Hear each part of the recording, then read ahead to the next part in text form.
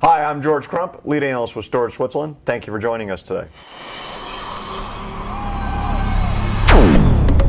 Virtualization, it's clearly moving out of the test dev phase, being deployed widely now in production, but we are seeing a few new wrinkles happen in the environment. Number one, we're starting to see the deployment of mission critical applications, Microsoft SQL, Exchange, a little bit of Oracle, things like that, and we'll see that continue. Number two, we're seeing an increase in density, and what we mean by that is more virtual machines per physical host, trying to get better ROI on the investment in that actual physical host. Well, that's causing some challenges in the storage infrastructure, some new things we have to think about, and we're going to talk to you about that today. To join me in that conversation, I've asked Rod Bagg. He's the Vice President of Support for Nimble Storage. Rod, thanks for joining us today. Thank you. Good to see you again. Good to see you.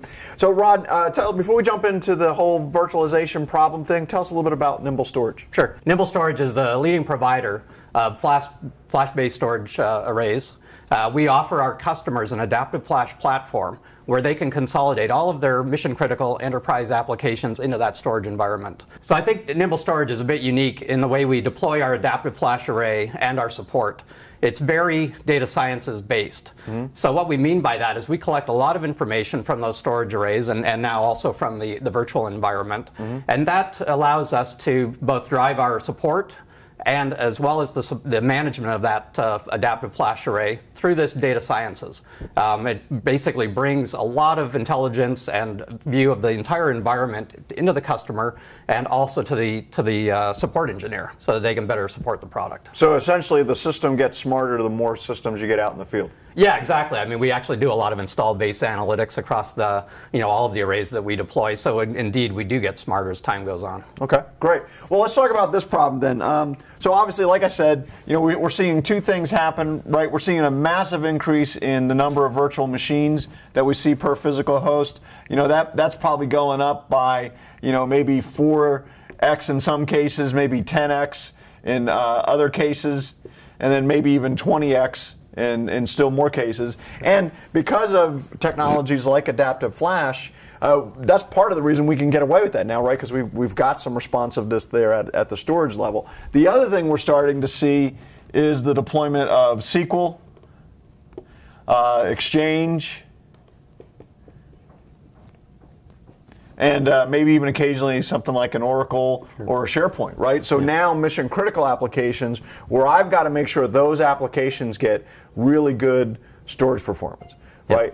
And so all of this kind of is really bringing to light a problem in the environment of making sure you can maintain on a consistent basis good solid storage performance. Are you guys seeing something similar? Yeah, but I think the problem is bigger than that. You really don't want to look at latency just from the storage perspective. Right. But really you want to know how the end user is perceiving that latency and that performance. And so you really need a view right from that end of it, which is that virtual machine in this case, all the way down to the storage and everything in between. So that's the VMDKs, the data store, the LUNs that they're on, the networking infrastructure that's in place, and then finally the storage array. And you need to be able to correlate all of that and really see where these problems are happening so you can pinpoint things. It's kind of like, sort of an analogy, the car and your battery dies. You go to the store, after 3-6 months it dies, you go to the store, you buy a new battery. Right. A couple of months later that happens again, you think, oh, well, I'll grab a battery. At some point, you spend enough money doing that, you finally take it to the guy who's actually got a machine that can tell you it's the alternator. Right. So that's what you need. You need a view of the whole thing to really pinpoint where the issues are. Right, and it's really that end-to-end management that I think that a lot of people are struggling with. Yeah, exactly. And so if we look at, as I look at ways people work around this particular problem, right, there's typically a couple things we do, right? So we've hinted on one, right? One is we put flash somewhere in here, right? And we can write volumes, or we have written volumes on arguing pro and con, different ways you might do that, right? Sure. And then the other thing we start to do is, for this, because I don't have that level of, if I don't have that level of insight into the system, I might say, okay, this guy gets his own LUN to lock it down. Yeah. Well, and if you only had one mission critical application, you could probably get away with that strategy, right? Yeah. But if you start to multiply that out over 20, 30, 40, 50 applications, man, that becomes a management nightmare, doesn't it? Right, exactly. Yeah, and what we're seeing there is that there's a whole, when you're I guess let me step back. Let's say you put that critical app on real hardware. Before you virtualized everything. We call those the good old days. Yeah. So the good old days. I mean, there's a lot of great things with virtualization. Obviously, it's made life a lot easier for the IT guy. Right. But there's some complexity there. So in the old days, you had that Exchange server just running on some real hardware. Right. If you ran out of resources on that hardware, you can pretty much guarantee it's caused by the Exchange stuff. It's not some other application that you've mixed in there because you've dedicated that host. In this environment, there's a whole bunch of complexity, a whole bunch of other things contending for resources.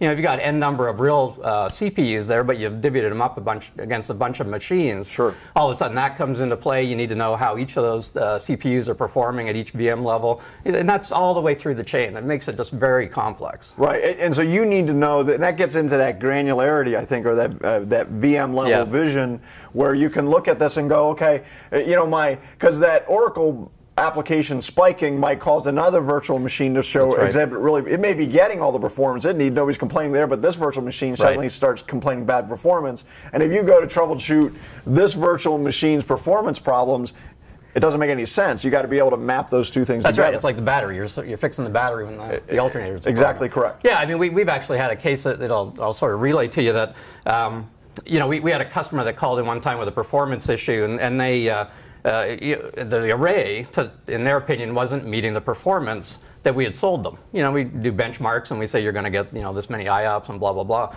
It wasn't meeting that expectation. So when we actually went to InfoSight, I mean, that's how we looked at this case, and we could see right away that there was actually a correlation to those latencies with a networking issue. Right. So we actually helped them fix their networking problem. It wasn't anything to do with the array. There was some host side configuration that was wrong with multipathing and some network settings within the switch and everything we fixed. The thing is that actually fixed their legacy storage product as well. It actually sped that up. Right. So it goes back to when they had that legacy storage problem, they went and bought more storage potentially. I mean, I don't know if that's how it really unfolded, but what their real problem potentially was a networking issue. Right. We solved that for them. Right. But that's what you can do once you see that whole end-to-end path. Now, you guys have done something new with InfoSight here recently that is, I think, even more compelling in the virtual environment. But before I let you jump into that, one of the things that always interests me about InfoSight is almost every storage vendor I know collects some sort of statistics on their systems. Right. It seems like nobody does anything with that data. You guys not only are doing it on a per system basis now, but now you're sort of aggregating that kind of, if I can use the term, using almost big data analytics on your own storage systems to create a better environment. Is that right? Yeah, so that is right. And I guess, another thing that's a little bit unique about Nimble is that within the actual structure of the support organization at Nimble, so my organization underneath me, we do have the traditional support engineers that answer the calls and solve the customer problems. But in that same team, we also have a software engineering group that is building InfoSight and all of the engine beneath that and the database and all of the analytics that goes into that and so on. And then we have a data sciences team. So the chief data scientist reports to me and a team of data scientists, and these are mathematician, PhD kind of guys.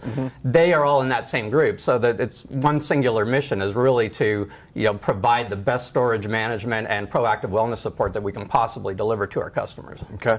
So other than probably avoiding playing chess with those guys, obviously they've come out with a new thing that gives you this more of an end-to-end view of things. Can you talk about that a little bit? Yeah, so what we've done, I mean, as you said, and right from day one, we've always collected a lot of data off of the array, and in a lot of cases, we're getting from any given array maybe anywhere from 30 to 100 million data points per day in statistical information off of these arrays.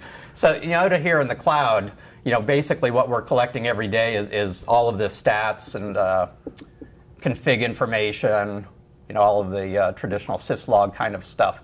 So all of that information and state of the machine and everything else gets back to us every day. We have the ability to turn stats on at per second granularity and have those come in every minute or two. Okay. We can control all of that from the back end, so we don't need customers to go do something for us. If a support engineer needs more granular data, we can easily get that from any array, just literally clicking a button.